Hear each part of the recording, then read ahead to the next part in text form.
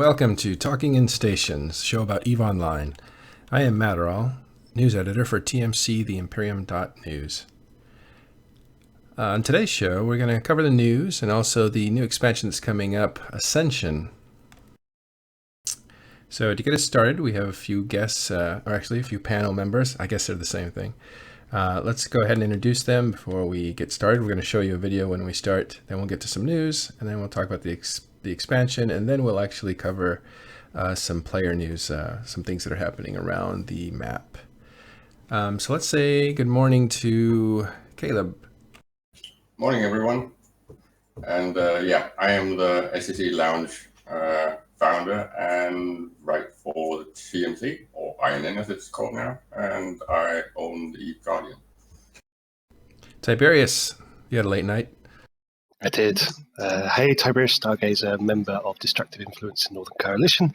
I am the editor-in-chief for EVE NT, and also a writer and editor for EVE News 24. Right, and off screen we have Rivra. Hey, I'm Rivra. I do station trading and I'm an editor at TMC. And Urziel99. Urziel99, member of Multiplex Gaming, part of the Bastion, and I'm also the host of the Podside podcast. And that's back, isn't it? Yep, our first episode back was last Saturday. How'd that go? Pretty well. A lot of the guests needed reminders midweek, and I kind of dropped the ball on that. But they're coming. They're coming this weekend, hopefully. Well, that's cool. More stuff for the commute. Now that the election's You can over. never have too many podcasts for the commutes, that's for sure. Yeah, we were going to do a Tuesday episode, and it's like everyone's watching the election. No. Yeah. Well, actually, I filled in for a lack of podcasts by listening to election coverage and stuff. So now that that's over, it's perfect timing. Oh, the election. All right. Let's. Anybody want to go ahead and tell us Americans how foolish we are? No. I think we've already covered that one to death. Yeah, and we are doing quite well at trying to one-up you, so it's fine. I don't know, I think the UK and his neck and necks on stakes with bad electoral decisions recently, so I think we're all right. Right? We haven't really got a mountain to say anything from. We can't talk because we don't have anything to secede from. Yeah, well, California might secede from the rest of the country. Who knows? All right. Let's go ahead and start the show. All right, so the big news right off the bat is the Ascension. We're going to watch a quick trailer of what the features are that are going to be on that. But beyond that, there's another unfortunate passing of a player. Targamar of the Methodical Alliance passed away, and he was on the show maybe 5 shows ago, and so that was very unfortunate. Our thoughts go out to his family. So the Tribute War is also in full swing. That we need to kind of catch up on that. There's going to be some big stuff coming up soon. Also, looks like Gentlemen's Club is back on the map. They're reconstituted from Nulli Cetus, I think, or Cetus Nulli. I don't know, some Latin group. And I Want ISK is still running. It's actually it's decoupled itself from EVE, and it's actually making money now for the owner. It's kind of funny. And well, we have an announcement for Imperium.News. We're going to pay a bit more. We're going to start paying 500 million per article. That's in ISK, not dollars. Up to 1 billion if you're staff. Actually, if you're staff right now, the thing is it's 500 to 1 billion per article. So we're getting serious about building a news team. If you're interested in that, go ahead and contact us on our Discord, either Talking in Stations Discord or Matani.com. Sorry, Imperium News now, Discord. And that's pretty exciting. You had a long night, didn't you, Matt? Yeah, I did. It's 2 hours of sleep right here. This is what it looks like, folks. And then finally, Goons are up to something, but I'll leave it for the Meta Show to talk about what they're doing. If you want to get some news on them, suggest you watch that show. Right. The first bit of news is on the screen right now. It was a report came out, a financial report that showed the money that was confiscated the other week. You can see that gigantic drop of a cliff there. That was all confiscated money from iWantISK being sucked out of the economy. And it's just kind of interesting how much that was. It's like around 30 trillion, it looks like. Yeah, it's an insane amount of money. They're not even counting assets, so the Nope. real value is a little bit bigger. A little That's louder, insane. Caleb. But yeah, that's just liquid ISK, I think. Yeah, that was just liquid, not assets or Plex or other stuff that was tied up in their hangars. Right. Now, of course, we don't know the inner workings, but it's really good sense to be only 1/3 liquid compared to the total net asset value. So it should actually be more than that on the inside, but we don't know how they operate. Yeah. Right. So, yeah, and that is from, as you can see at the bottom right, that is from the Prosper show, and they cover economic news if you ever want to catch them on Twitch or YouTube.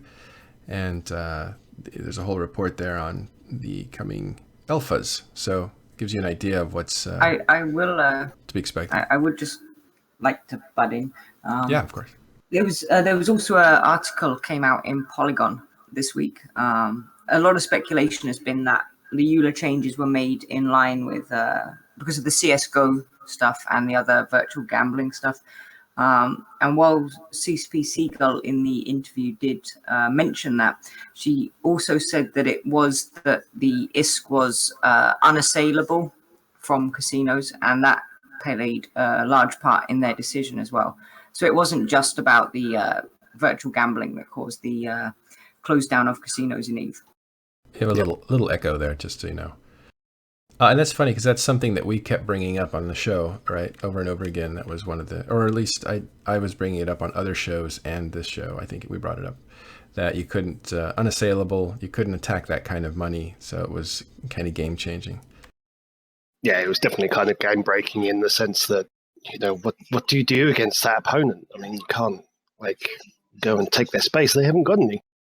You can't blow up the ships because they just pay somebody else to have them, and they have an almost limitless supply of them. So, what do you do? What do you do? Well, we found that answer out. Yeah, From trading. I do remember that it's quite a long way back that we were discussing these things on this show, and it was very clear that the major critique was the ecosystem problems. Yeah. Okay, has that fixed my echo now? Yeah, Yes. sounds like it. Yeah. Yeah, I closed my door. Caleb's not got his headset on, so yes, you're picking up me coming out of his speakers. I see. Fourth wall breaking. Yeah. This time on audio. Hey, we have somebody who's finally watching the live show. Terrific. Now you can see the visuals. All right. So let's move on from that bit of news, and we're going to get right into Ascension because it's going to take up a ton of time to talk about some of the stuff that's coming for you. But first, we're going to start with this, this cool little video put together by CCP. Cue that up.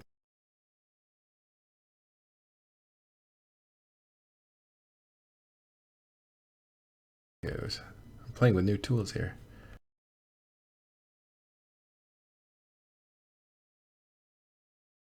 It'll come on in just a second.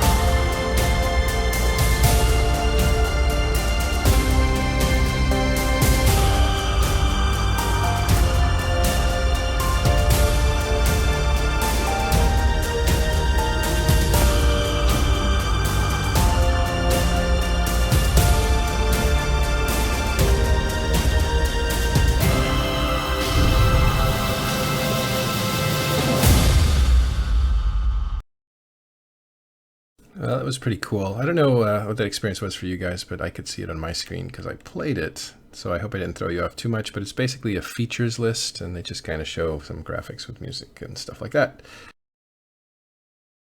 So let's start with skill management queue. Guess you saw a picture of it there. Anyone have anything on that? Well, I think it looks good. The new character sheet in general and all the features that's added in there. It's what could be expected. It's just a nice little tweak and an upgrade. Were there any problems? I haven't had any on Sissy. I've been playing about with it on Sissy a bit, and I really liked it. I know there's been a lot of the usual new stuff going on with it, but I actually really liked the layout once I got used to it.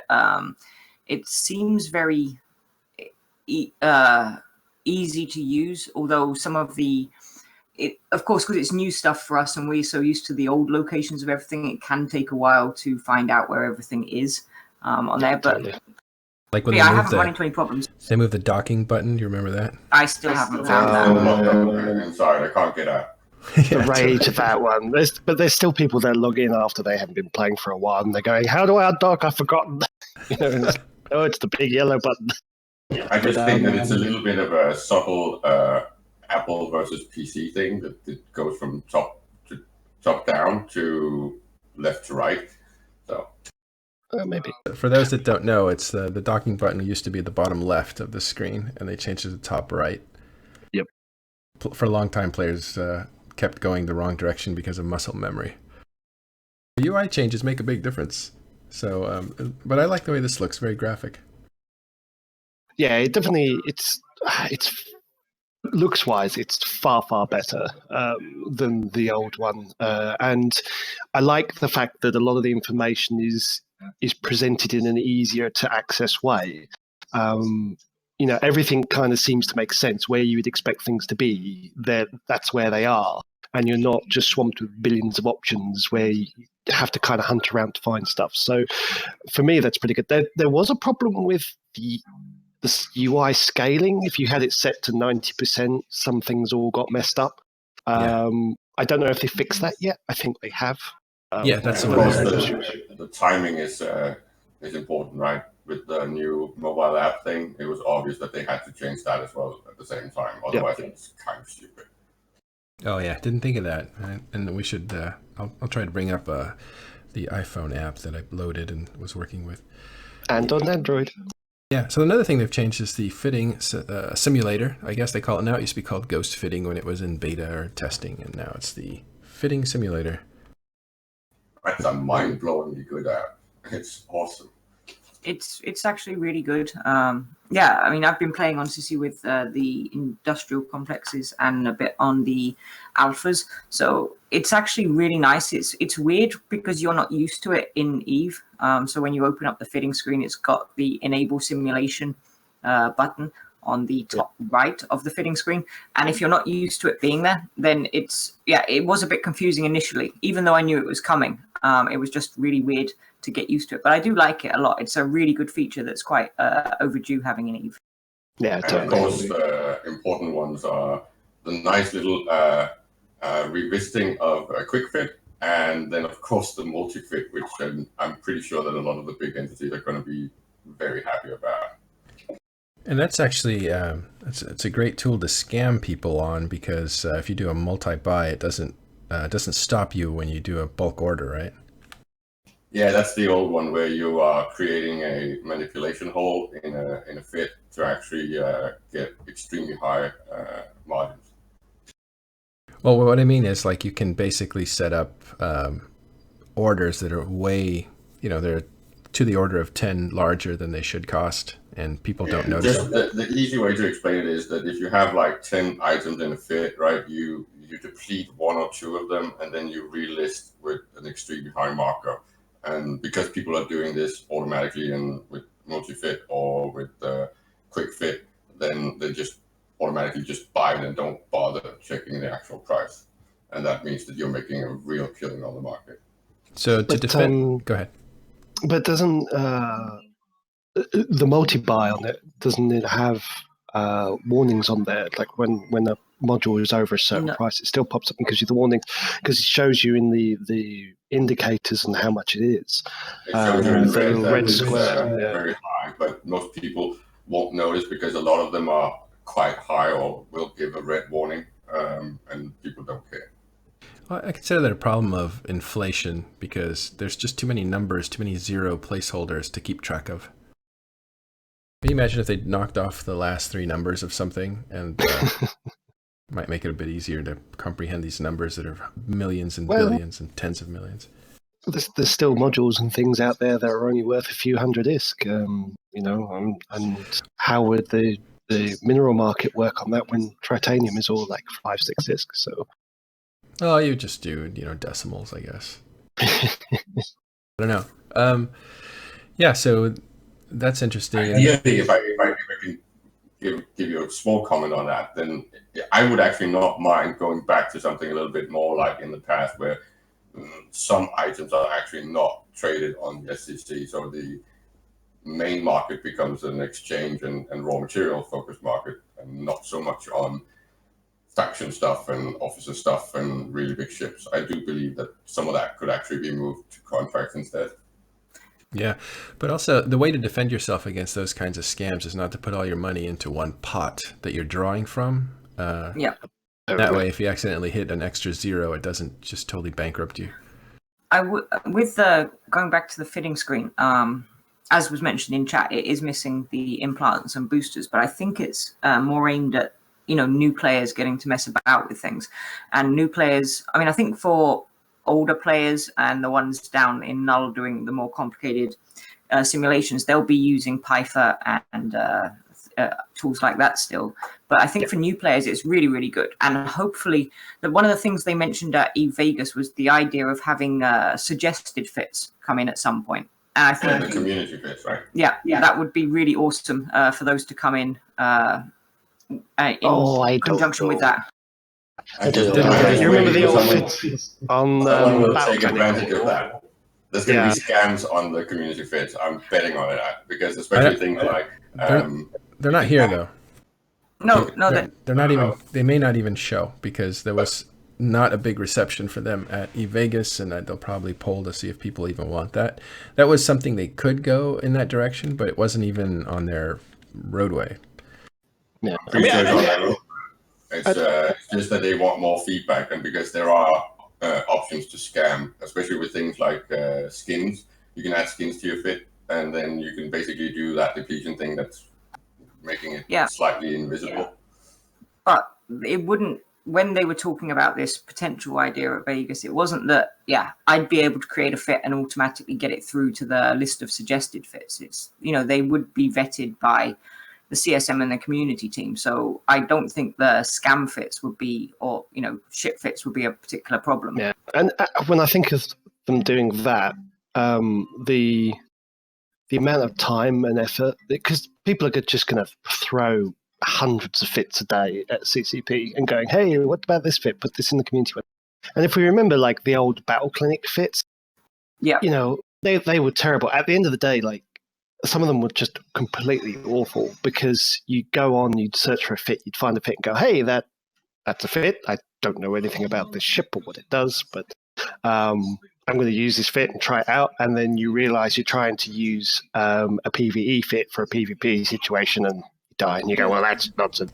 So, I don't like the idea of crowdsourced sort of fittings so much because there's so much more to a ship fitting than just the fit itself.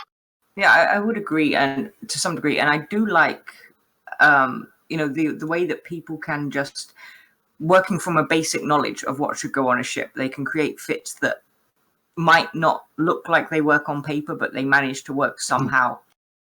And that's what I like about the Ghost fitting as well, is that it kind of meets you halfway in that sense, because you can filter a lot of the modules out. There's like a whole bunch of filter options on there, which allow you to filter things out for shields or for armor or gun types and all these sort of things. And so if you get your basic understanding of the ship, you can quickly find the modules you need to fit it out. And that's one of the best features. And that was something that was asked that was brought up a few months back. It's like, why is the search fitting for modules so goddamn awful? Like, if you type in shields into the market, you get up anything that has the word shield in it, but not all the shield modules. So, Yeah. Things like that. So this is a really good step in the right direction for that. I'm looking forward to trying it out properly once it hits TQ, because I'm going to make an Amar character to try out the new MPE. And I've never actually flown an Amar ship apart from Tech 2 Industrial. So it will be interesting to see what terrible fits I come up with in the simulator. Battle sigils. Right. So there's a bunch of things here to go through. I'll just read them off real quick. Jump range changes, NPC mining groups. We'll come back to these things. And of course, engineering complexes, then the boost revamp, and then the Rorqual. So let's go through these a little quicker so we can get to alphas, I guess, which is probably where we're going to talk about MPE. Jump changes. What do we got on that? So currently, all capital ships other than jump freighters have a jump range of 5 light years. Carriers and dreadnoughts are now going up to 7, and supers and titans are going up to 6, and the Rorqual's getting a jump range, which is going to be great. I think what kind of dynamics are going to cause in, say, nullsec, because that's where the capitals actually fight each other, the bigger ones anyway. I think from my perspective as somebody within a large cap, a super cap alliance, it's a bit of a breath of fresh air for us, but I don't think it's going to change anything massively. We might find that carriers and dreadnoughts get more willingly used because they have slightly more projection range, and supers and titans will probably be there to focus on particular key areas. But as for getting ships around, it gives you a few extra options, but it doesn't really change your ability to project power too much. It's a little bit of a buff, but it's not something to the extent that we used to have. I think it came around to relieve bottlenecks so people could cross through certain regions without having to go through the same systems where they would get camped all the time. But apart from that, I think it does create a new strategy, and that is dread bombs might be, because they can jump a little further than super capitals. Yep. Dread bombs and logistic ships for dreads you might see little those things happening a bit more, because they can strike at a distance that the super caps might not be able to strike back at.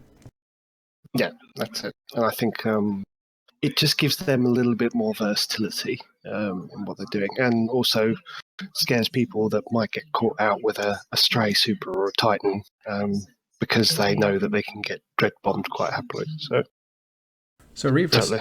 Something that you were interested in is the NPC mining groups.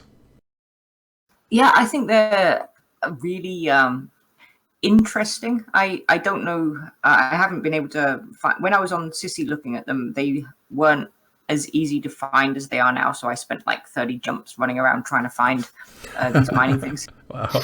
Well, I saw them, and it's pretty interesting. What happens is these NPCs are actually mining, which is new. They weren't ever doing that kind of thing before. So it's kind of like coming across cattle that's grazing if you're a wolf. And if you attack them, they're dropping interesting new loot cans. Oh, are they? Yeah. If you attack them, then they scurry off and come. And then they basically call their friends and they land on you. And it's a small party of NPCs that attack you, and they're very dynamic, and so it seems very realistic.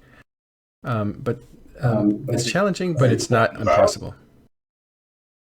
I think why I mentioned the loot can is because it's a very nice tool for CCP to tweak, because it's after the fact. So it's basically a loot table that's disconnected from the rest of the loot table. I mean, what in addition to that as well, some of the new mining meta modules can be found on the new NPCs as well. Like there's a whole bunch of meta mining laser upgrades and things like that somebody's found on the mining barges and stuff.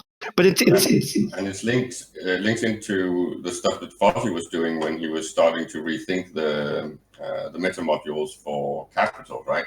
He said that they would eventually start trying to roll it out on the rest of the ship classes. So this looks like a slow rollout of that idea, what I call fuzzy production.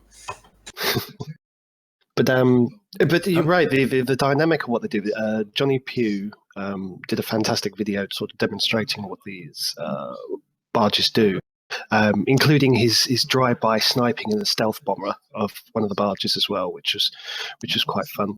But yeah, he took a Stratios in. He went in to kill one of the barges. As he was murdering it, it brought in some alloys, including a couple of logistics ships, a couple of DPS ships, and an E-War ship. And he couldn't do anything. He was tackled, he was E-Ward, and they were killing him, and he couldn't kill them fast enough, and eventually he lost Stratios to it as well. And it wasn't a Capacitors cheap being one. drained. Yeah, Yeah. That's test server, so it doesn't matter. Yeah, so they were, but they come in, they scramble you, they web you, they E-War you, and, depending on what region of space you're in, depends on the type of the NPC mining rat. So if you're in Galente or Caldari or Amar or Blood Raider or Garistas or whatever, you'll get NPC mining rats which are in line with the faction. So you'll have like a Blood Raider acquirer or something, a prospector or something like that. I can't remember the exact name off the top of my head, but they match up with the faction. They have the same fixes, player design fits. So I'm just wondering if the fix that they then have, is that linked to what they drop?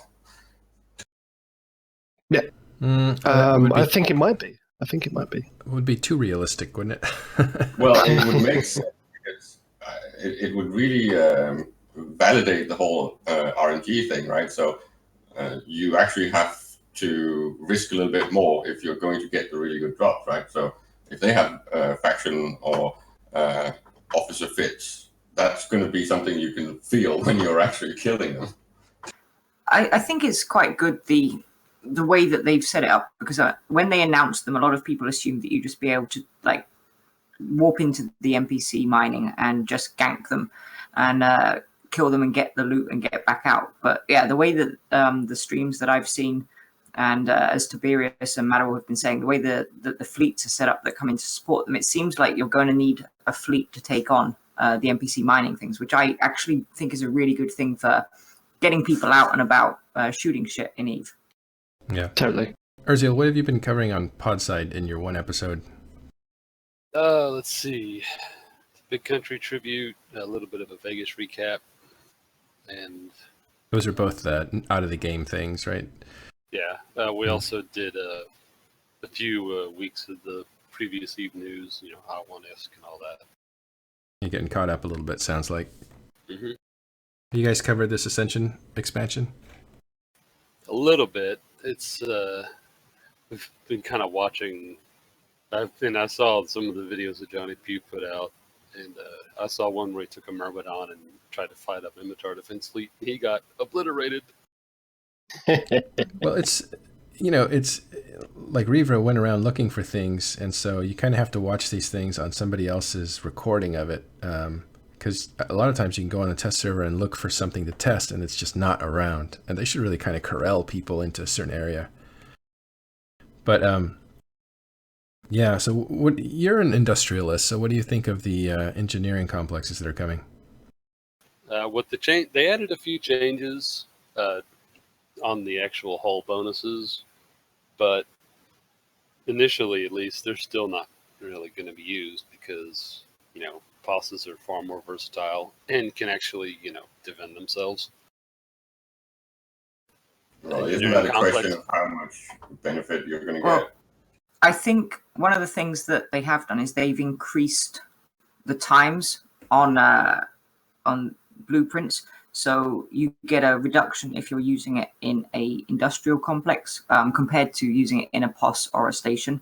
No, they did that for super caps because people were stacking bonuses in the extra large engineering complexes, and they were building supers inside of that was ridiculous. Mm-hmm. Yeah, so with that, they only doubled the time on super capital blueprints, to my knowledge. Oh, so does it pay to get all your stuff into production before the expansion hits on Tuesday? It's not really going to affect me at all because I base in an NPC station. Oh, this is just so it's the changes in production time then are just Super capitals. It's caps and Caps it's change. carries, dreads, faxes, and war calls will have plus 33% build, research, and copy, and titans and super caps will be plus 100%, and then structures will be plus 33% for the new structures. But what about the effect on the industry index and the nerfing of high sec? What do you mean How by do- that? What do you mean? Well, if the sensitivity to the industry index and things like that are really hard on high sec, so you're basically getting a tier where it's NPC is really bad, high sec production a little bit better, and then low and null sec basically becomes king, then that should create the motivation to actually launch more of the ECs, right? Yeah, totally. But I think that, yeah, it should do, but people will always take convenience over the reduction in cost. I mean, people build in GDA 4.4 at the moment, so I don't think that people are going to suddenly say, hey, let's move to low sec or null sec and do building because it's cheaper. They will take security I'm doing it over wrong. things. I think I'm doing it wrong then because I do move. I am one of those people that moves around. I don't know why. I mean, I'm saving fictional money by spending real time. Myself and a few friends have been looking into setting up some of these engineering complexes, and certainly for the guys that build capital ships, they're really excited by this because the new industrial complexes provide a lot of convenience. Like you literally plonk one of these things up, you can have all your materials in there, you can put all your production lines in there. You don't need to be ferrying stuff backwards and forwards from a station, things like that. In the XL ones, which I forget the name of now, you can take a Rorqual out and go mine for 20 minutes and dock it up and reprocess it all and just build everything. So you never have to worry about loading up POS modules and things like that anymore. So the convenience side of things is very exciting to a lot of industrialists for like the very reason you said, and then it's just a case of shipping it out and selling it where you want to sell it. And there's going to be a lot of benefits from outsourcing or from group launching and or even renting if you're very high skilled and you're in the right location. I'm just worried if they get the numbers right. They never get the numbers right initially. No, they don't. It's because nobody can predict what's going to happen. It's like, okay, these sound like good ideas. We'll consult with the CSM. CSM goes, yeah, okay. And I'm kind of encouraged because Steve Renukin is on there and he's a massive numbers guy. Yeah, but historically they always go too low instead of going too high and then tweaking it down after the fact. I think it's a better idea if they go evil and then correct down instead of this endless too low and then no one uses a feature. If you go high, then they are forced to at least start considering it and using the feature, right? I think actually CCP stated they let people kind of have the advantage for a while.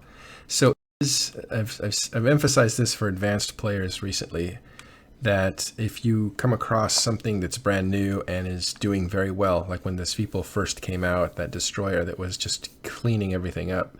You heard about that, and still is. Yeah, and people were basically saying, yeah, this is the ship.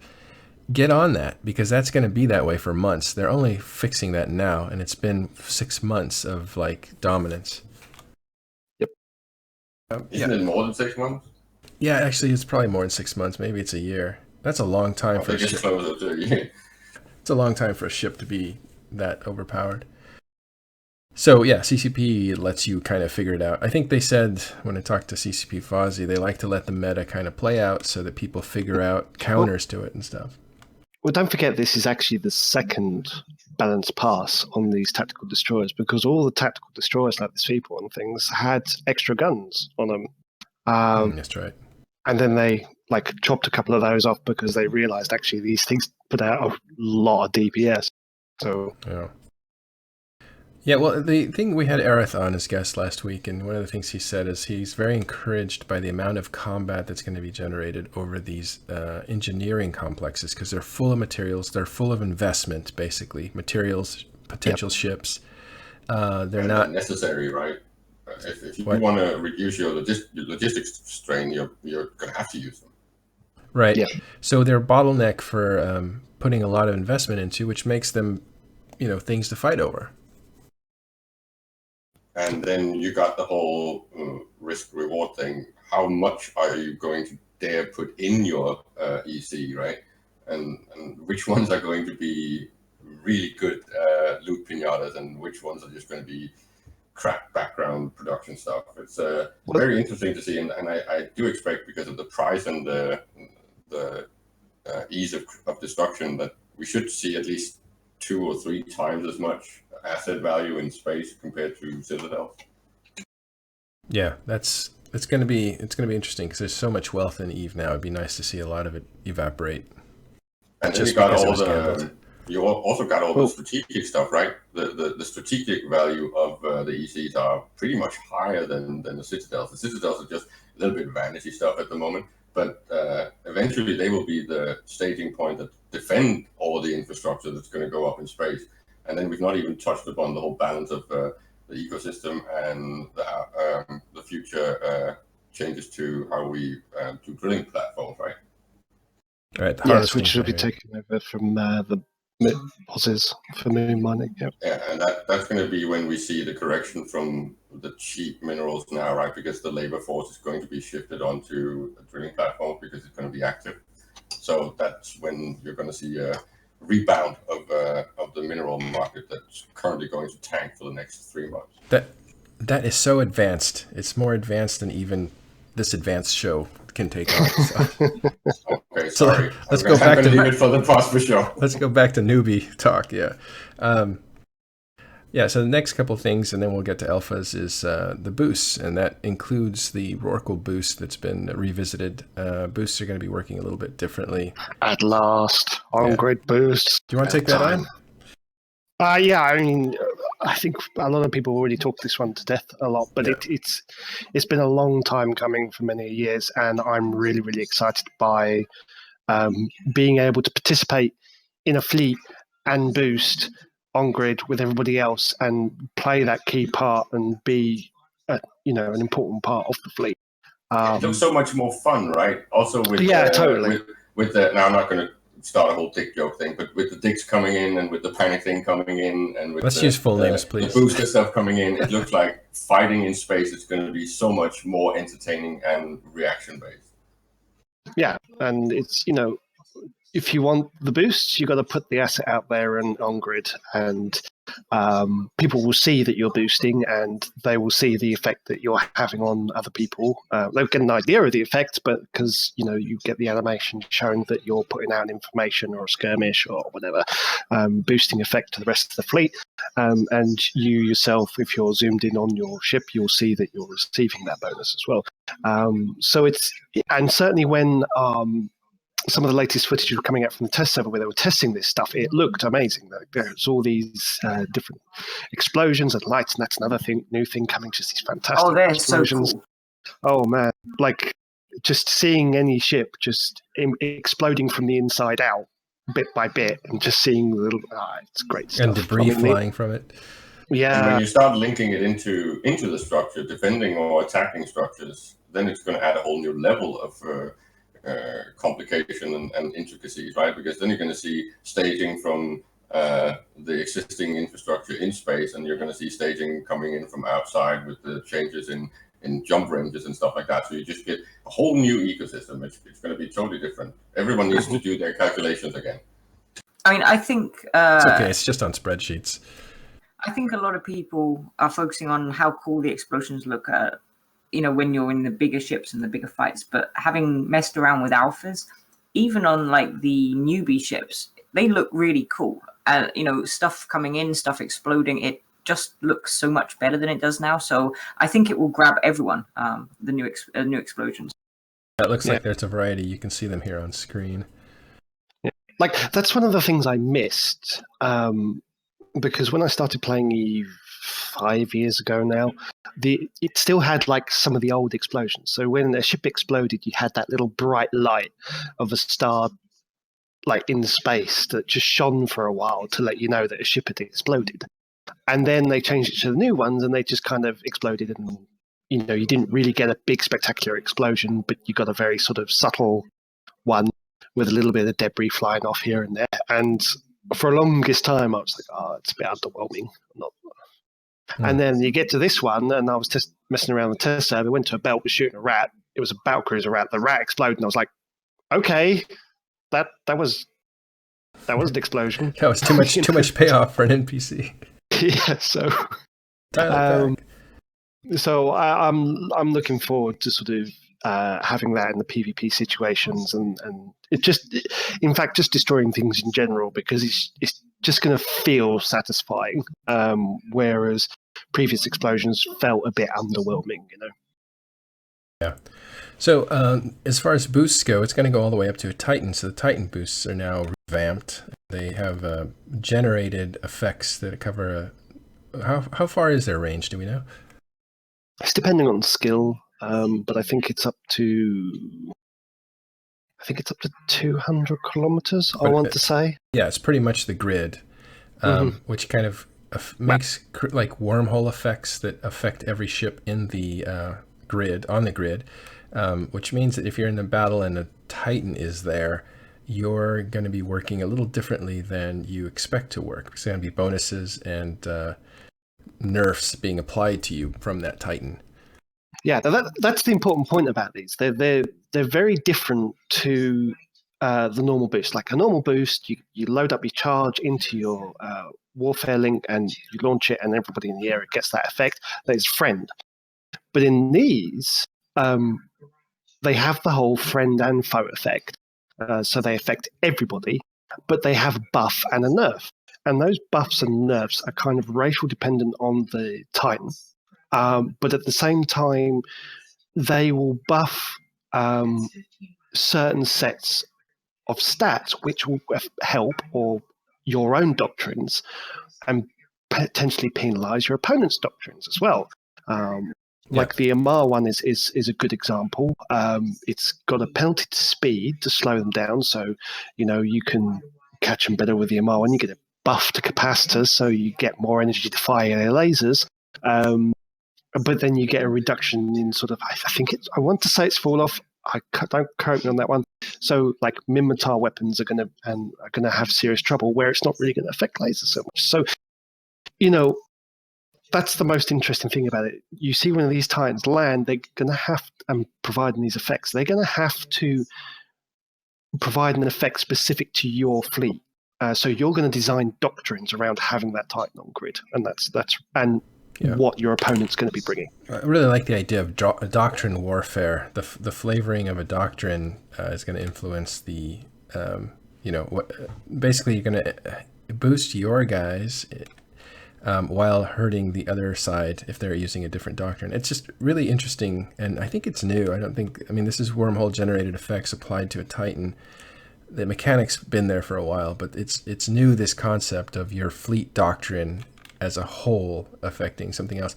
Also, I was rightly corrected by I Am Bane that it's the grid is much larger than 200 km. I guess now it's how big is the grid these days?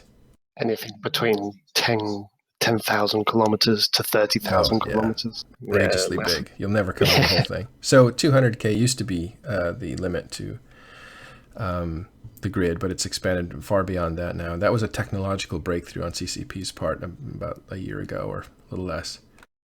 Right. And so the boosting is also going to affect Rorquals and Orcas that actually got a revamp, and that was long awaited. They got a new panic tool, which allows you to be mining, and if somebody attacks you and your guys that are out there mining, you basically stasis them and protect them for 5 to 7 minutes. They cannot be damaged at that point, and that gives you time to call in reinforcements, because mining fleets generally aren't able to protect themselves, unless of course you're in Goonswarm, where they put out so many miners that they actually defend themselves with drones. All in skiffs with the drone.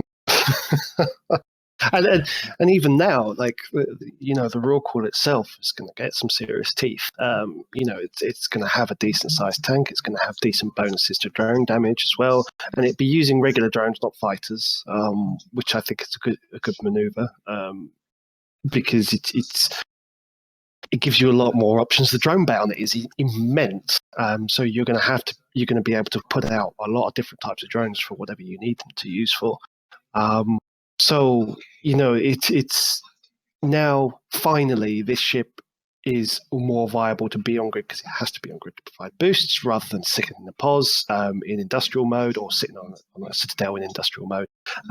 So, you know, to put that asset, which is, you know, 3 billion ISK, 4 billion ISK onto a grid with the pulse activated Nexus invulnerability core or panic, and the drones and its tank and its fleet support abilities makes it quite a formidable thing to be on grid now. Yeah, and it's interesting because it kills a certain gameplay that people used to do, and that is to buy these expensive ships, these Rorquals, and put them in a tower where they're safe, and they would turn them on and leave them there all day long, and people would just join the fleet and, you know, come and go all day long getting the bonuses. And some people felt like that was a way of being social because you could just invite strangers to your fleet to boost them. But that is going to go away since now you need to be in proximity to make these boosts actually happen, which makes you turn into an active player rather than a passive player. Yep. There's an overall ideology of committing or forcing us to commit to activities in the game.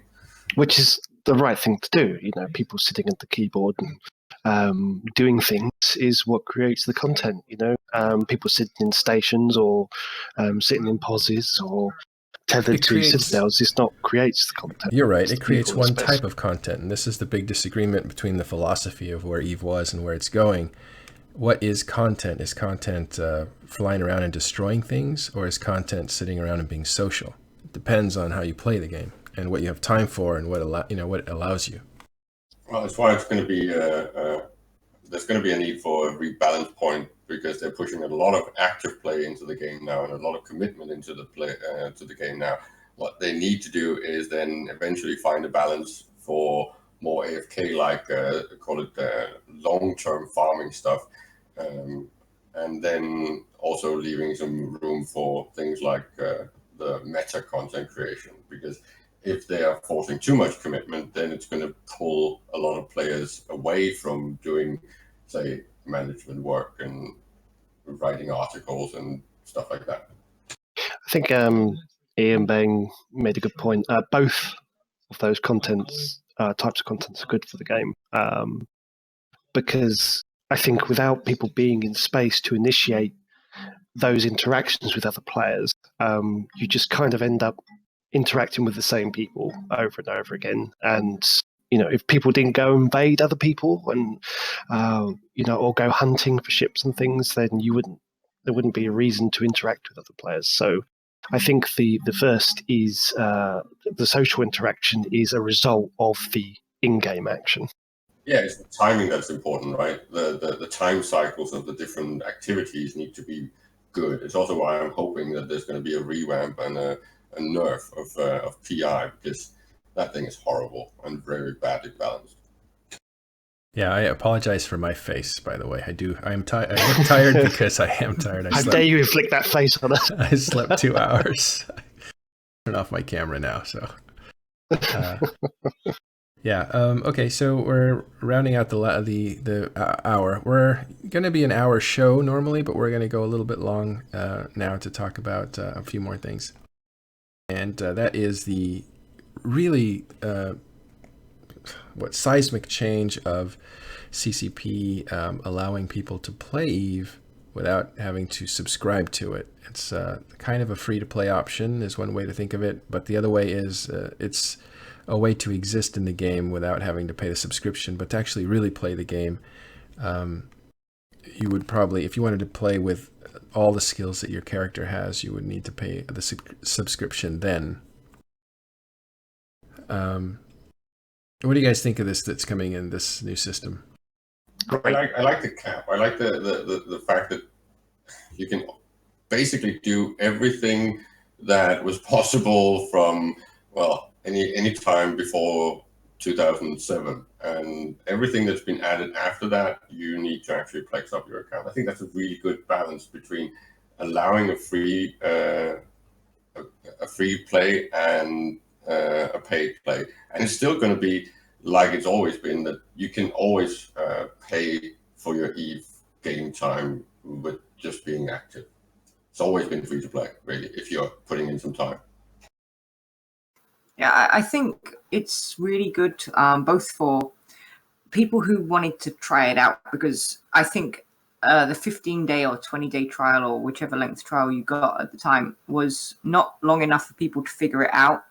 And so I think this unlimited trial, which is effectively what it is, it's not free to play because you don't have access to everything without plexing or subbing.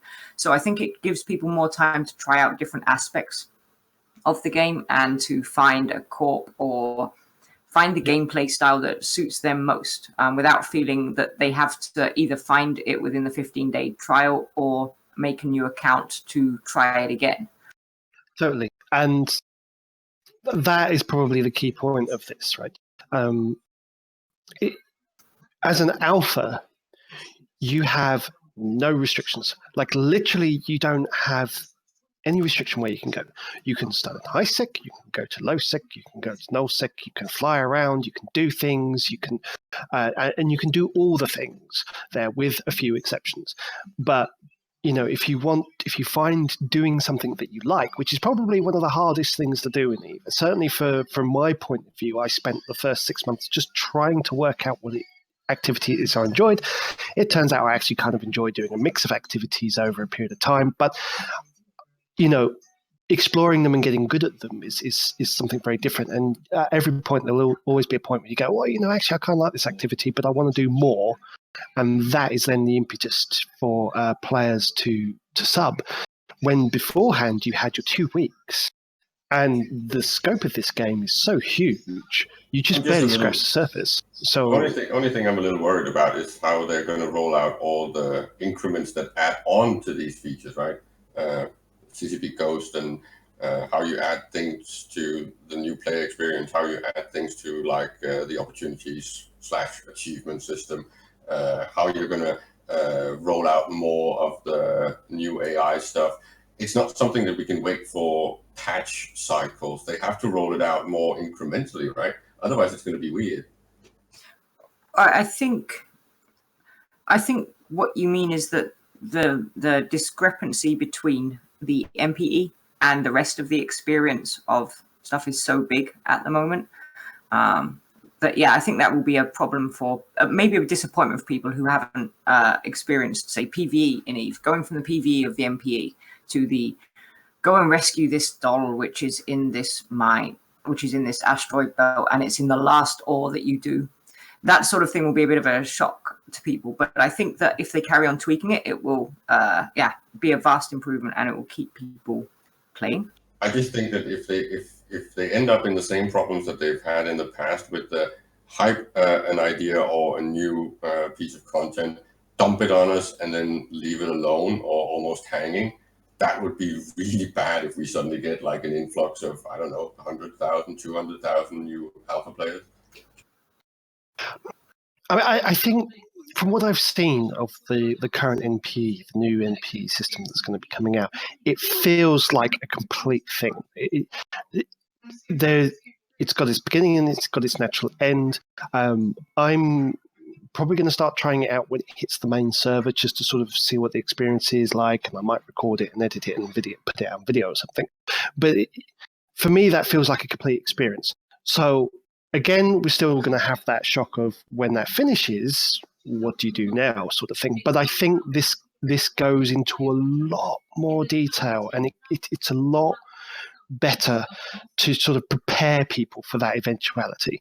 And it makes the universe feel more alive in my eyes. That's such a huge potential, right? Because basically, if they play it right, it could end up like that producer AI where you can almost pre-script things. So things like scope videos and lore stuff and stuff like that could actually be happening in real time, in real space, right? So because you can basically script yourself out of it and create new AI behaving NPCs and stuff like that, right? So you would have something where it's not like in the old days where you had to have CCP members actually manning the hardware in space. This would be something that they can basically plug in as an event, and it's going to be in a limited time, so it still has that benefit of EVE. One of the unique selling points is that everything is historical. Everything is a once only. It doesn't repeat, with the exception of the damsel in distress, of course. I never liked that one. I'm definitely going to be making at least one new account for an alpha. I'm going to make something to do market stuff on an alpha, and then I'm going to write a guide for how to do market stuff efficiently and effectively on an alpha. But I'm also going to try out faction warfare on an alpha. I have to admit, I was very inspired by CCP Rise's Vegas thing, although of course he's like a really good PvP and I am PvPer and I'm really, really terrible.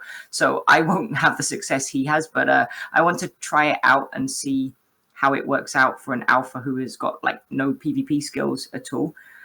So I don't know if anyone else is going to give alphas a whirl to see what they can do on them. And then of course the alpha market challenge, which I think must go up to what, 5 billion? So 0 to 5 billion, how fast? Yeah, I think that should be a thing. I think we should maybe get some Reddit posts or something going like we did for the 5K, like what's happening with the 5K to 1 billion thing. I think that could be fun, but I want to write a guide for, there's limitations on alphas. Like you only have 17 orders and your broker fees and stuff like that. So I'm going to do a thing for explaining how they can efficiently use the market and flex their accounts using the market. But are you going to make... I'm hoping that the difference and the benefits from moving out from NPCs to, say, player-owned structures and renting with players or stuff like that, it's actually going to make it almost possible for alphas to compete with Omegas. And are you going to make a new alpha thing, Tibbs? Yeah, I mean, definitely. I'm going to make a new character and I'm going to play it and record it and see sort of what happens out of it. And if I get some interesting insights and things, I'll probably pop them up on YouTube or something. But I'm certainly interested to sort of try it out, because even though from us, from an experience point of view, where we have like tens of billions of skill points, maybe even hundreds of millions of skill points, looking at the skill sets they have mean that there's a lot of possibility there. And I think I would really like to go and just sort of try and explore that and maybe do some bits and pieces for it as well. I think there's a lot of opportunities there for new players, and I'd like to try and experience it, or try and experience the new experience as a new player as much as I can, even behind my jaded glasses. So we'll see. Yeah, that's why I'm going to try faction warfare, because it's difficult for me to play the market as a new player because I've been doing it for 8 years, so I have that experience on it. But for faction warfare, apart from sometimes a year or so ago doing some solo plexing in there, I've not really touched faction warfare at all, and PvP I haven't done for years and years and years, so it will be effectively as if I'm a new player going out and doing that. So that will be a fun thing. Are you going to make a alpha Matterall? I don't know. It's like going back to high school and it feels weird. I'd rather just have it in my memory as it was, happy and clumsy, and maybe leave it there. But I am interested in the voices. I do like the idea of everything being voice acted. I think the immersive qualities of that are great. Anybody have a problem with Aura's voice, or is it just me?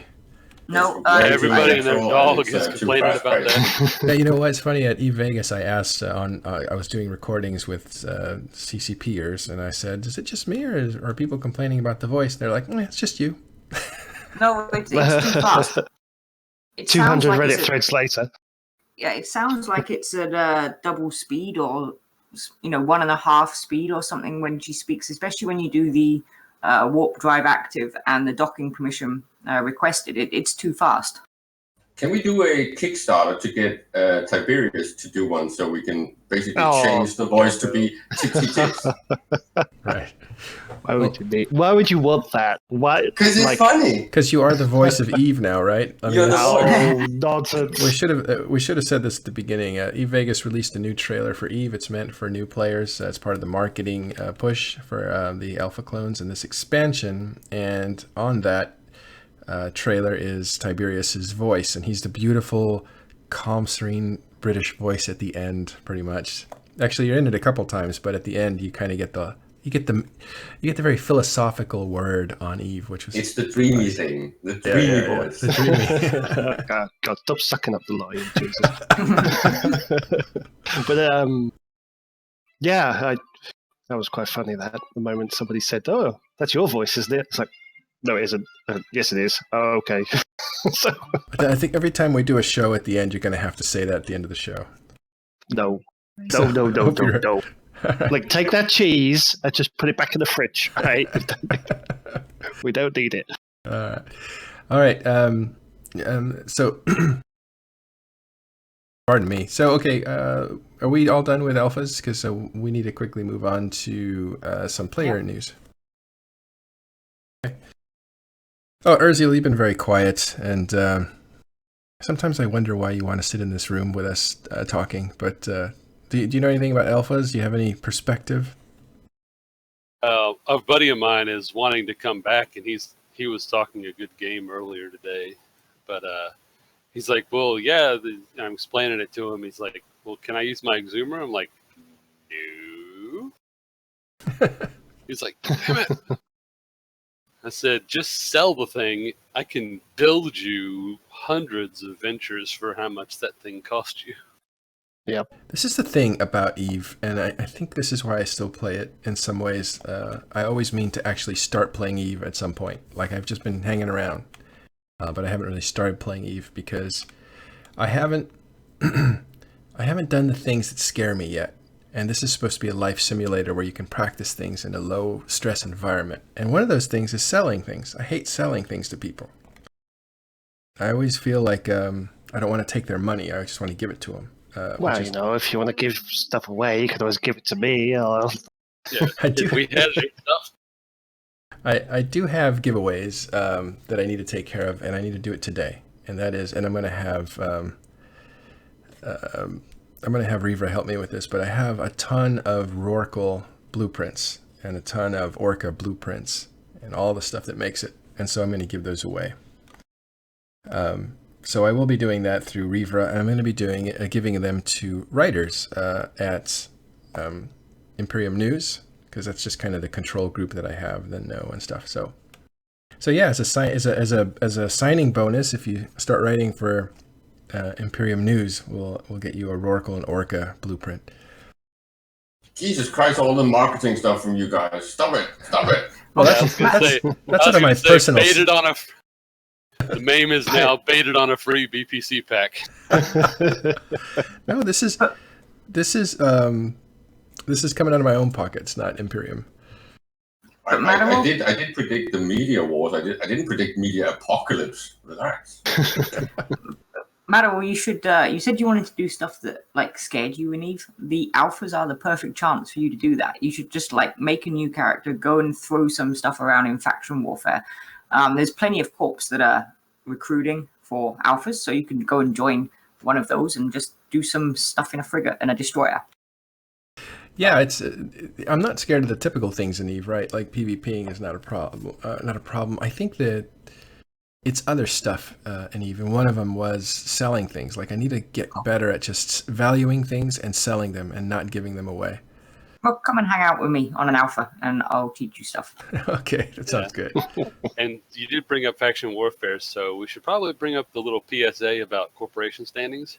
Yeah, Yeah. that's a big thing. Wait, before we go, I want to clear up because Shendao here in comments is saying BPOs. And if I said that, I misspoke, because I'm probably not going to give away the originals, blueprint originals. I will give away blueprint copies, so BPCs of those ships. So go ahead, let's talk about standings, because that's changed. Or not changed, but there's something going on with that, right? Yeah, they're what they're making it is currently anyone who is not subscribed or inactive for whatever reason, their standings don't count towards your corp standings. But of course, with alphas coming, there's no such thing as an unsubbed account anymore. So from the 15th, everyone who is in your corp, all their standings will count towards your corporation standings towards NPC corps and factions. And if I can rage just for a little bit, the standing calculation mechanic is horrible. It's really stupid, and it needs to be looked at again, especially if what they commented about the new AI, that it actually takes standing into account. Then they definitely need to fix it, because then that old mechanic is so broken and needs some new calculation mechanic. Yeah, when I saw this, I was like, oh, yes, they finally fixed standings. And then I was like, no, it's just a warning of something they overlooked. Well, I don't know if they overlooked it. They just probably couldn't find a good fix for it. Hashtag legacy code. Yeah. But I think it will primarily... debt. It will primarily be affecting faction warfare, as I understand it, because they've removed the need for corp standings for jump clones and, structure anchoring in the last few years. So I think it's only faction warfare that affects it. Yeah, so you can imagine all these people that might be there that gone inactive, that had slightly dodgy, faction standing, and all of a sudden you get the mail from the faction war side of things saying your alliance is getting kicked because you've got an overall bad standing. So it's like, whoops. I'm just sitting here wondering if they might actually have something in the pipeline that could make players really angry if they started adding a bonus from standing to bounties. Yeah. So your bounty is actually paid out, and then with a bonus from the standing, because then that would motivate smaller groups and smaller corps, and big corps with that crap calculation that they have now is basically going to be nerfed. I always wondered why you couldn't, like, if one person had bad standing towards a certain corporation and you belong to that corporation, why you couldn't go and exact revenge on the player that had bad standing towards your corporation. Anyway, yeah, those are all like, dreams or whatever.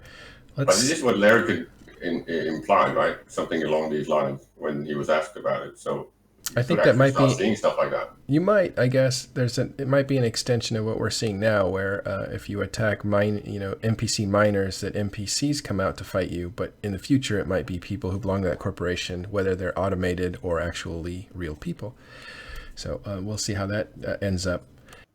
Okay, so it ties into if I can just round it up, it ties into the fact that CCP now, since like Siegel basically took over, the rollout and the order of things seems to be so much better planned. I'm not saying perfect, but just seems as if they are aware that some things need to be rolled out in the right order to actually work. Yeah. That's probably why when they said they're going to do corporations and standings early on, they've had to push that down the road over and over again. And this is step one, right? They have to do this first and then consider what to do with it later. Right. Okay, guys, anything else on alphas? Are you guys excited about this? Yep. I'm excited about all the old people that are coming back. And it looks as if it potentially could be massive, because they can now come back and they can casually take part in what you would call the metagame. And that's going to be really interesting, because even just a few hours a week from some of those old people could mean a lot to politics and stuff in the... Yeah, sure. They're people who influenced the game when they were around. And yeah, it's kind of like old gang members getting out of jail and coming back to their neighborhood and seeing that new gang members have taken over their turf. It's usually a lot of fun. That's what happens when you live in Venice Beach. These are the analogies that develop. All right, so the last section that we're going to talk about for a few minutes is what's going on in EVE on the map. Probably the first thing is, as I said before, Gentleman's Club is back. That's not the same as Gentleman's Agreement that was up north. But Gentleman Club is back, and they were like a precursor to Nulli Segunda, and probably some of the same members going in and out. Also Cult of War. So Cult of War, Nulli Segunda, and Gentlemen's Club are all kind of exchanged members and stuff. So yeah, so those guys are kind of back as Gentlemen's Club. Okay. Nice. Yeah, it's pretty cool. They've always been active. Yeah, they got quite a bit of history behind them as well. So yeah, who knows if they're the same players that played years ago. People come and go, but those names have been around, and some of the key players are probably in there and stuff. Also have Tribute, man. This place. The Tribute has not been reported very well on TMC because it's hard for me to report on it because I'm in NC and I just can't report on my own guys very well. A lot of the things I know I know before they actually happen, and so I try not to report on, my own corporation or alliance, Northern Coalition. But Tiberius, what's going on there? You could do it. But that's one of the things about this war. It's actually a really, really, really difficult war to report on because there's so much happening all the time, 24 hours a day, 7 days a week. There's just so much going on. It's really, really difficult to get a grip on what exactly is happening. But it's a case in point reason as to why FuzzySoft, despite a lot of its faults, works, because CO2 is, against all sort of maybe the expectations of some of the older players, is just fighting and it's holding back. And the capital superiority of NC and PL and that has made no difference to their ability to defend it. Like they can drop them down, they can put them down somewhere. So, and it's just massive pull and push. Like I think last week, NC had made the most progress into Tribute by taking 4 or 5 systems. And that's the most that has been able to capture in the last 6 weeks. They moved that is like the most progress. But we've moved our beachhead into their territory. We were outside. We were in Pureblind, at the edge of Pureblind, which is the region neighboring it. And we stayed there, fought to a stalemate pretty much, and then we jumped into their region. And now it's kind of like saying, here's all our cards. We're going after you. Yeah, exactly. And but progress is still slow even after doing that. Yeah, I mean, progress is hugely slow at the moment. There's virtually, maybe one system here and there, but otherwise, you can see the effect that this war is having in the sort of the Pureblind part of the map of Tribute, because a lot of the active defense multipliers for that main constellation there that they held has started to drop off. You've still got the tail of that constellation, which leads all the way off to Venal and Veil of the Silent Things, which still have pretty high ADMs, but the constellation where the majority of the fighting's happening, they're all down to 2. So this is where now a lot of the systems are flipping backwards and forwards a lot faster than what they do, but they're not being held. They're flipping backwards and forwards. They're changing. NC currently hold 4 systems. CO2 currently hold another 4 systems, and it's just such an ebb and flow back and forth of power and control over the region. It's a fascinating fight to watch, but it's almost virtually impossible to try and get a handle on I think the specifics, because there is so much going on at any one time. Right, and it's small stuff that goes on all the time. The intosising are small events that you don't report on. So the set piece fights that are big and dramatic, those are harder to get a hold of. And one clarification for Grabeard in chat here: Nulli Segunda is not coming back. I was saying that Nulli Segunda, Cult of War, Gentlemen's Club all kind of had the same corporations rotate through them. And so, yeah, it's the only people that have come back are Gentlemen's Club, to be clear.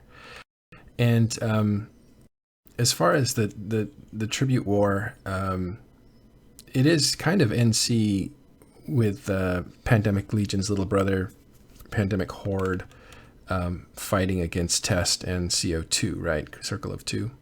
Mm-hmm.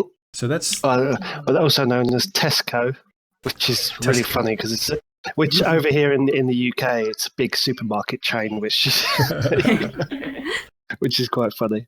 But And it kind of goes into the fact that they used to call the name for PNDN TAC-V is Pound Town, so it all works. But the that combination of groups, Test is big, CO2 grew big after they, let's just say, betrayed Goons and decided to sit on Tribute, right? Because, I mean, Circle of Two owned Tribute when they were part of the Imperium. The Imperium comes under attack. That's right. And they say, yeah, we're no longer part of the Imperium. In fact, we're going to attack the Imperium, so we're going to keep Tribute. And they did. And after the war, after Goons went away, things kind of like were playful for a while, but then they got serious when NC said, yeah, we want to take Tribute. And so the thing about CO2 is they have a Keep Star, one of the few that are functioning. I think there's like 13 Keep Stars now, something like that. This may be the first time we see a Keep Star attacked, and it may come soon as this weekend, right? I don't know, maybe. Okay, it's But there's lots of rumors about that because you interviewed Lady Scarlet and Celine at Eve Vegas, and then in the test military update yesterday, Villy was saying that he expected it within a week or two as well.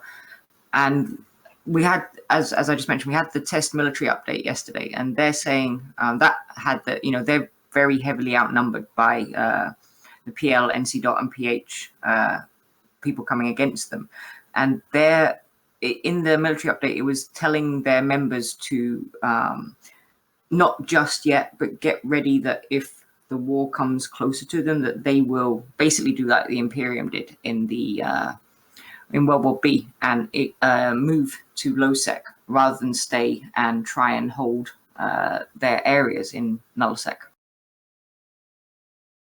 Yeah. Wow. All right, Tiberius, I know you're acting like you don't know something. That's okay. Wait, I don't know nothing. No, I don't know what OPSEC. you're talking about. No, actually, I recorded. It's funny because at Eve Vegas and at these meetups, right? You go to these giant meetups. This is where things get discussed and plans get hatched. And one of the things that I caught on video, if you go to Talking in Station's YouTube channel, you can see an archive of videos from Eve Vegas, is Lady Scarlet and Celine talking, and they've meeting kind of for the first time and talking about the game. And in that discussion, they say, hey, let's take on this Keep Star. That'll get everybody amped up inside the alliances. You'll get greater participation, and they both get excited about the idea. Doesn't mean that's where the idea came from, but we have seen military movements from various parties, not just the ones involved in this fight, because if a Keep Star comes under attack, there's going to be third parties that are going to come and defend it, and third parties that come to try to be a part of killing it. So exciting times possibly ahead, we don't know, but this is the show that originally looked at all the movements of the military alliances that ended up forming into the Casino War or World War B, whatever you call it. So yeah, look for that to happen. Could be interesting. I mean, even way when it does happen, it's going to happen at some point because it is the natural conclusion of the war. Both sides have tried to push into the respective territories with CO2 anchoring the Pound Town Fortizar, which was destroyed earlier this week. And then on top of that, NC moving their own Fortizar into FTAC-R. So it's inching towards that area. That constellation, though, of MTAC-O, where the Keep Star is still the bastion that CO2 has.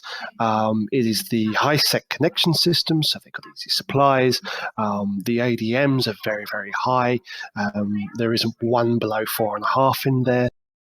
So it's the as NCPL and Pandemic Horde start pushing closer and closer, and it probably didn't help that they had CO2 had a disagreement with MC, who also control a constellation off that area. MC is Mercenary Coalition. That's right. Who also they live had in a bit Tribute. of a disagreement.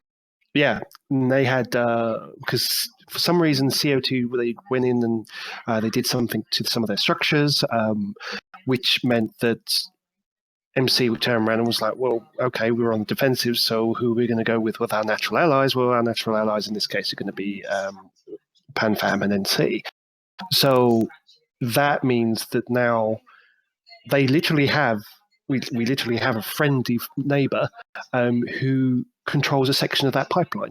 And I think that's probably one of the reasons that a lot of this fighting now is starting to push closer towards the bastion where MTACO is. And that's when that is cracked, and when that system comes under siege and the ADMs start going down and the indexes, because the first thing you've got to do is you've got to take out that iHub because it will remove the Sino jammer that's currently in that system if you want to get the heavy machinery in to attack that keep start. So there's still a lot of pieces to be put down first before I think we see a fight, but it is going to be the natural conclusion of that fight. Yeah, it's a process. So we'll see if it plays out the way we suspect, and it could be exciting. All right, that'll wrap it up for us today. Have you guys got anything else you want to say? I think, Tiberius, you have some meetups you want to talk about. Yep. So meetups going on around the world. It's coming up to the winter, so there's a lot of meets happening because this is traditionally the time of year where a lot of nerds all get together and get drunk. We have Amsterdam, which is happening right this moment. So Right that's always a good one. That's one of the largest European player meets. That's happening right now, and it will be finishing tomorrow. A bunch of the devs are over there. They have Valkyrie, all sorts of things. I don't know if there's any tickets left, but if you're in that area, then you can check that out. We've also got the Central North Carolina meet happening. That's at Backfin's Crab House in, check the address. The guy that wrote this didn't put a lot of information on where it is, but it's Backfin's Crab House, Central North Carolina. There's some information for that one on Eve Meet. That kicks off at 1 p.m. local time. Then there's on the following week, then we have my push to talk is also my back button on the browser, so it's all wigging out on me just to make things really difficult for me. I'll do a tap dance in front of the curtain to distract the audience while you do your thing. There we go. Show me upcoming meets. That's what I want. Then we have the 07 Club San Antonio, Texas. That's next week on the 18th of November. And that's at Kennedy's Public House in San Antonio. There's the Eve Valkyrie meet in Newcastle also on the same day, the next day, the 19th of November. So if you're a Valkyrie player and you want to meet all the guys that set up Valkyrie and things, they turn out for that. It's usually a good developer turnout for that meet as well. Then there's Eve meet in Boston, in Killeen at the Bit Bar. That's on the 19th of November too. And, of course, the big one for the guys in the Southern Hemisphere, November 25th, is Eve Down Under. That's in Sydney. And that's going to be a big event as well. And it's usually about the same size as Eve Vegas. No, really? Yeah, it's a big one. I think a few hundred people turn up to that one. I mean, Eve Vegas is like... Oh, no, Eve Vegas is like 700, 800 people, isn't it? So 800, close to 1,000 is what I've heard. Yep. Amsterdam is not being streamed, unfortunately. They do make announcements at these places, so look out for Reddit or whatever medium people communicate with for announcements that are made by CCP there. Yeah, so the announcements will probably hit on there. They usually record them, and you'll probably find that they'll be uploaded to YouTube as well later. But that normally takes them a week or two to do that. So you'll probably see it on Reddit first or on the official CCP sites sooner rather than later. And usually they show like funky little things. Like last year they had Fox for presenting the new launcher and all the changes he was doing on that. So that was quite cool. That's right. So I'm interested. Yeah. So I'm interested to see what's coming out this year. That's where the launcher was revealed. Yeah, it was a big reveal. Mm-hmm. Fantastic. Well, looks like people are waking up across the United States because we're up to 75 people this morning. It started a lot lower than that, and so it's nice to see everybody. The show is over, though. You're too late, but it will be on podcast. No. It is recorded for a limited time on Twitch, and for a longer time on YouTube. Talking in Stations on YouTube is where we'll be And posting there's some of lots these. of news coming up this weekend, right? Lots of stuff going to be coming up. Yeah, this weekend is a busy weekend. Actually, We're it going to should. get This Week in New Eden is coming back after a little bit of a break, so that's going to be happening. We, of course, we get the Meta Show, and there's some sort of Sunday meetup, I hear. Possibly, I don't know about it. Depends on which one you're talking about. I think But there's here on the Midtime channel. a Goon Swarm Supposed to meetup. be some sort of virtual meetup that Porkbutt is arranging. I should have had details on that. I don't. But you guys are all welcome to join the Imperium Discord, or also Talking in Stations Discord, either one of those two.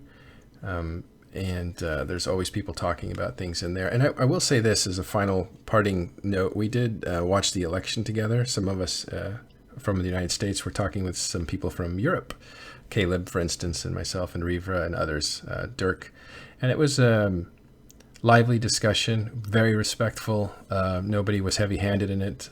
Nobody was intimidating anybody else. And this is like unusual for a Brexit type vote that the United States just went through. So it was good to have the community of these little communities all over EVE kind of, do these things. People watched Alliance Tournament together, and now we're going through elections together. Yeah, that was a lot of fun. And I will say that the Talking in Stations Discord voice channel is a really good place to come and hang out and have some very chill chats and a lot of fun. Usually evening time EU is the best time to hang out in there. Yeah. Talk about all sorts of things, including, racing cars in our youth. Yeah. All that sort of stuff. That's awesome. All right, guys. Thanks very much. One last thing. Yeah. One last thing. Tomorrow night, I nearly forgot this, and Nash is going to kill me for nearly forgetting this. Tomorrow night, 7:15 UTC, or is it 7:45? 7:45 UCT.